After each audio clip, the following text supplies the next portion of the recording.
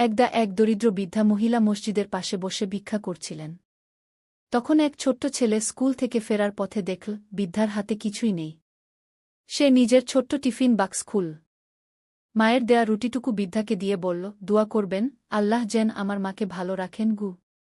বৃদ্ধা চোখে পানি নিয়ে দোয়া করলেন, হে আল্লাহ, এই ছোট্ট ছেলের মাকে রহম কর গু। সেদিন সেই ছেলে খালি পেটে ঘরে ফিরল। মা জিজ্ঞেস করলেন, রুটি খেলে না কেন? ছেলে সব বলল।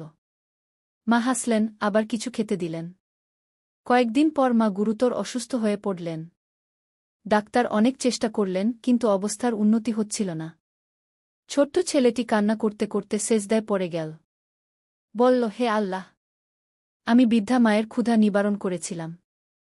আমার মাকে তুমি সুস্থ করোখ। রাতে স্বপ্নে সেই বৃদ্ধা মহিলা এসে বললেন, ভয় পেও না, তোমার মায়ের উপর আল্লাহর রহমত নেমে এসেছে গিউ।